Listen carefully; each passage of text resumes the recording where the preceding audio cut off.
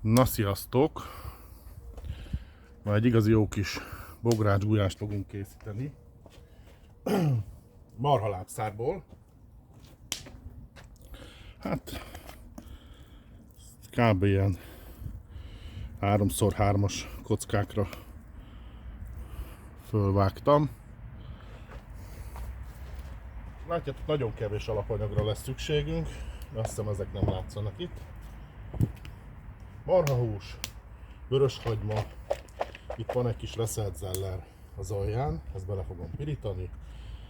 Fokhagyma, sárgarépa, meg zeller kocka, ez nem kell az eredetibe, nem itt teszünk bele, de tényleg ez 2 darab répa volt, meg egy 10 deka zeller, épp egy kicsit teszünk bele az ízéért, illetve apró kockákra vágott tévépaprika, ez 2 tévépaprika és egy nagyobb paradicsom. Ennek az egyik felét beletesszük majd az alapba, a másik felét meg majd a végén frissítésnek. Só, kömény, fűszerpaprika és sertészsírral fogjuk elindítani, úgyhogy el is kezdem. A bogrács már elég forró. Beleteszek hát egy 20 a zsír. Ezt most felolvasztom, addig közelebb hozom a kamerát is, és akkor meglátjátok, hogy indítom én a gulyást. Na, mint látjátok, szépen felolvadt a zsír, és a hússal fogjuk kezdeni.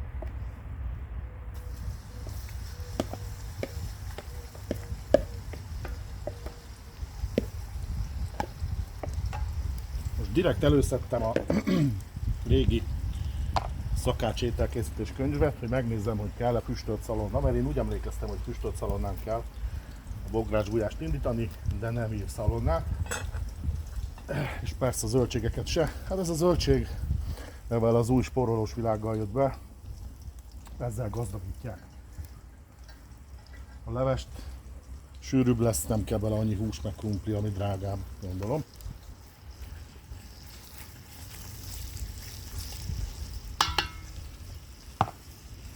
Teszek rá egy nagyon pici sót, hogy azért legyen egy kis íze. Ez a lábszár, aki tudja a marhát, ez egy ilyen inasabb kis fagyúval is átszőve, ezért jó, ha ezt kipirítjuk, és jól belesülnek ezek a úgymond marha zsírnak az ízei, mert hát az összes állat a zsírban tárolja a vitaminokat, meg az ásványi anyagokat, és ezért a sztékeknél is az a legfinomabb, minél márványosabb. Na, de nem is húzom tovább, ezt most szépen lepirítom, és aztán jövök vissza. Na, nem tudom, mennyire látszik, de remélem így látszik. Kienged magából egy jó nagy adag levet, vizet. A húsít nem kell megijedni, itt addig kell főzni, amíg el nem forr ez a lé róla. Utána visszamegy zsírjára, és aztán lehet adni neki egy kis pörzsanyagot, és utána jön rá majd a hagyma az zellerrel.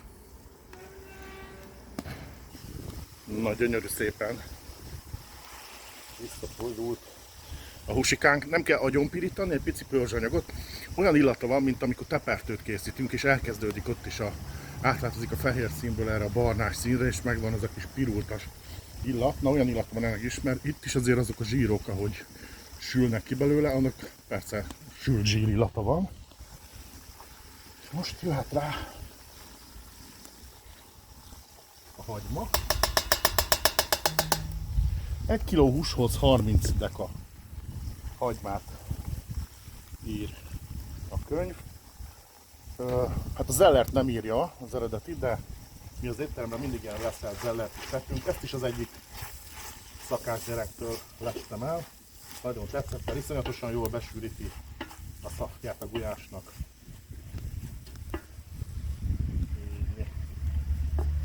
Most ez alá rottyantunk megint egy jó kis tüzet.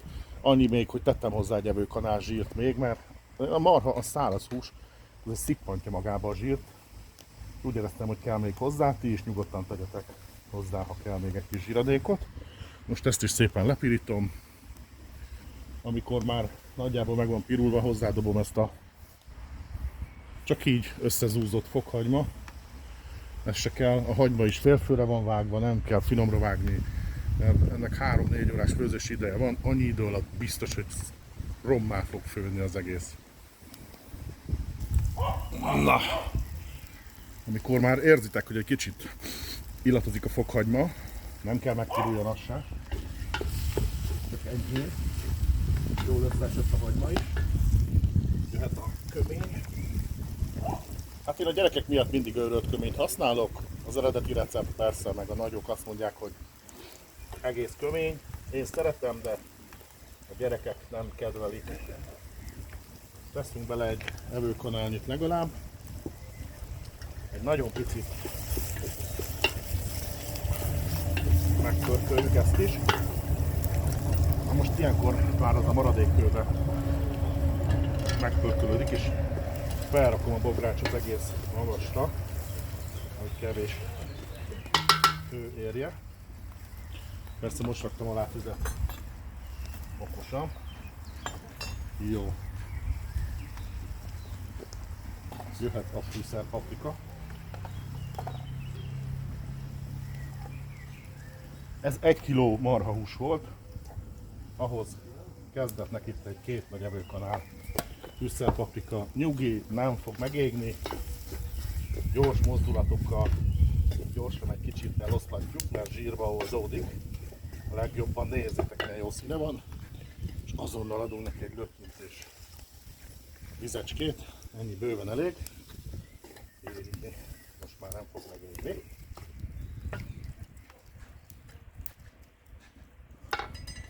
Amit mondtam, az 30 deka volt a hagyma 1 kg húshoz, és hát ez változó ki, hogy szereti, egy 5-10 deka reszelt zellert tegyetek a hagyma mellé, és akkor kb. Egy ilyen közepes tévépaprikát itt most beleteszünk.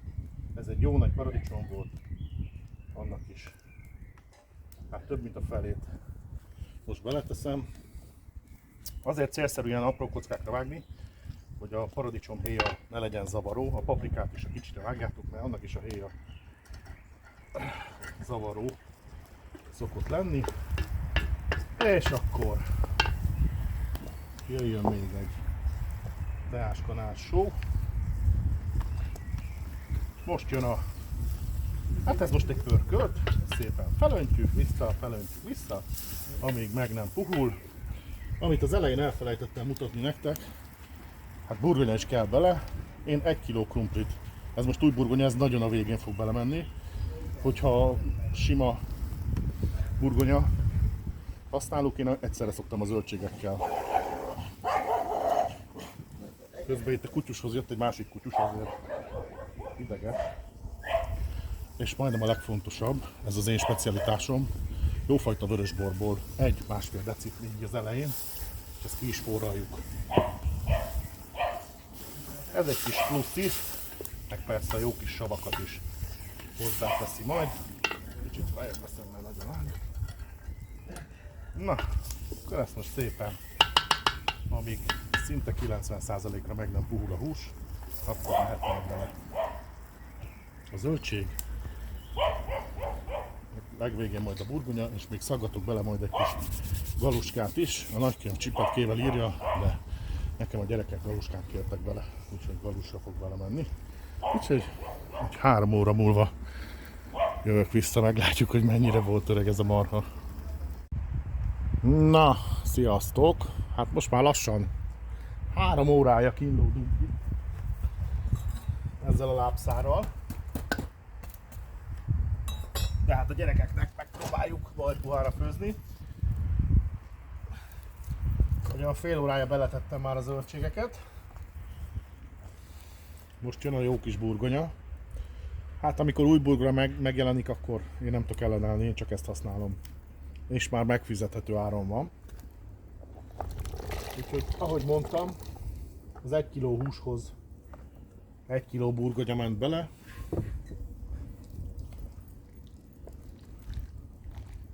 Amúgy eszméletlen az ízvilág. Az éves fakészletem felét már elhasználtam. Hát ezt be kell kalkulálni, hogyha marhahúst használ az ember. annak főzős ideje van. És most a burgonyával beleteszem a maradék kis lecsót is, és apróra vágott paradicsom paprikát, még egy kis kömény, a burgonyához még egy fél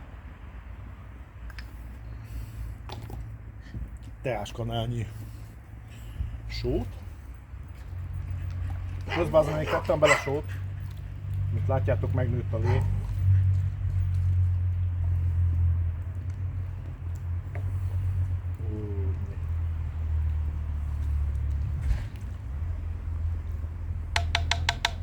És amíg felforr, addig gyorsan, nem sokból fogok csinálni, egy tojásból, egy tojás,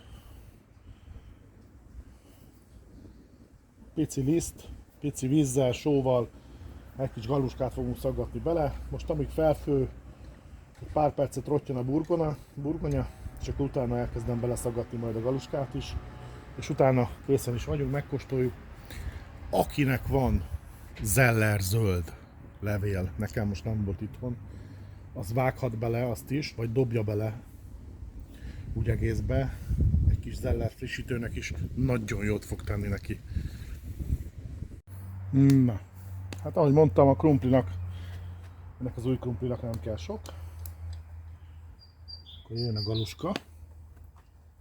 Hát én nem deszkáról fogom szaggatni, hanem jó kis galuska szaggatóval gyorsan belenyomom.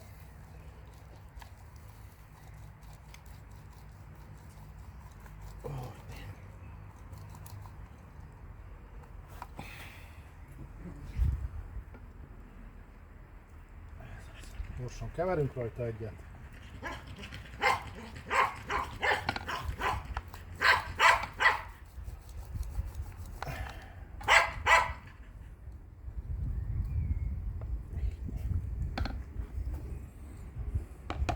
Aki nem akar galuskát, az nyugodtan csinált egy kis csipetkét. Aki az se, akkor lehet készen kapni csipetkét. Vagy ez a dörzs tarhonya, nyugodtan. Na nézzétek! Nem jött ki. Ez a házi galuska. Gyorsan megkóstoljuk.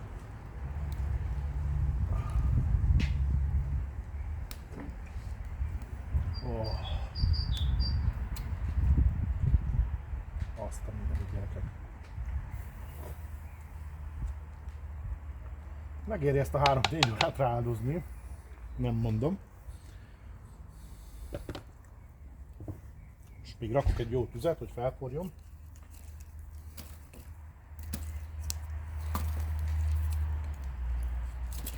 És aztán jöhet a friss kenyér, hegyes erős paprika,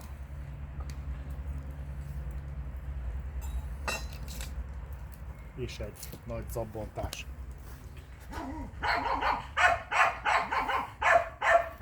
Már bekészítettem a erőkanalamat is. Azt nézzétek. Jó kis csupákos lábszár galuskával. Istenem. Na. Síme elkészült a eredeti bogrács gulyás, pici Garden City-s csavarral. Ha tetszett, próbáljátok ki, egyetek, főzzetek, kóstoljatok minél többet. Sziasztok!